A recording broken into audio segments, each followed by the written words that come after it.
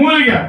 ఎందుకు మూలిగారు? వారు పెట్టే శ్రమలకు తాళలేక వీళ్ళ మూలుగుల శబ్దాన్ని దేవుడు విన్నాడు. అక్క, ఇది క్రిస్మస్. ఈ క్రిస్మస్ లో ప్రభు నీకు తెలియజేస్తున్న మాట ఏంటో తెలుసా? ఇంతవరకు నువ్వు ఏ కష్టంలో మూలుగుతున్నావు నాకు తెలియదు. ఆమేన్ చేద్దామా? నువ్వు ఏ శ్రమలో కన్నీళ్లతో నువ్వు కృంగిపోయావు నాకు తెలియదు. ఇంతవరకు ఏ వెట్టి పనుల చేత, ఏ ఇబ్బందుల చేత నువ్వు కృంగిపోయావు నాకు తెలీదు. ఈ కార్యం జరిగిద్ది అని నిరీక్షణ కోల్పోయిన పరిస్థితులు ఎన్నో నీవు నాకు తెలియదు. ఇది నా జీవితంలో జరగటం సాధ్యమేనా అని అనుకునే పరిస్థితులు ఎన్నో నీవు నాకు తెలియదు. నా కష్టాలు పోవటం, నా ఇబ్బందులు పోవటం, నా బాధలు పోవటం, నా వేదన పోవటం సాధ్యమేనా?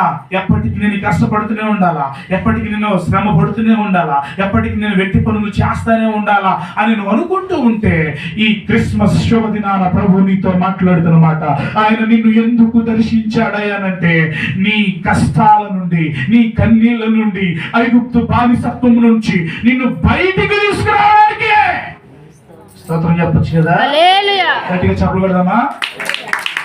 ఎందుకు ఈ క్రిస్మస్? ఈ క్రిస్మస్ శుభదినాన్ని ఆయన నిన్ను దర్శించి, సాధారణంగా మనం దర్శించడానికి, నేను చెప్పాను కదా దేవతల దగ్గరికి, మనం దర్శించడానికి వెళ్ళాం అనుకోండి, మనం ఏం తీసుకెళ్తామండి? పూలు. మా చిన్నమాంగారు రక్షించబడాల, వాళ్ళు ఏం చేశారు తెలుసు? నిలువు దోపిడీ ఇయ్యాలని వెళ్ళారు.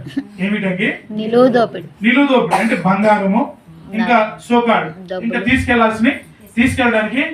హలో, ఈ లోకంలో మనం దర్శించడానికి వెళ్తే చూడండి, మనం దర్శించడానికి వెళ్తే మనం తీసుకొని పోవాలా? అవునా కదా? మనం దర్శించడానికి వెళ్తే మనం తీసుకొని పోవాలా?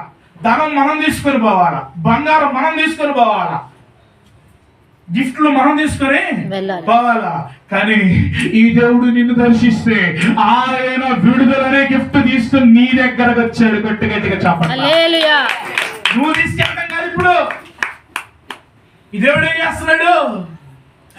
ఏం చేస్తున్నాడు? అంటే విమోచన అనే బహుమానాన్ని తీసుకొని నీ దగ్గరికి దిగొచ్చిన దేవుడేనా? నిన్ను దర్శిస్తున్న దేవుడేనా? ఆయన ఇందాక అయ్యగారు చదివించారు. ఎఫెసీయులకు రాసిన 2వ అధ్యాయం 11వ వచనం చదివించారు. 2వ అధ్యాయం 15వ వచనానికి వచ్చేసరికి అక్కడ రాయబడిన మాట ఏంటో తెలుసా? ఆయన తన శరీరం అంటే ఏంటి? దర్శించాడు కదా.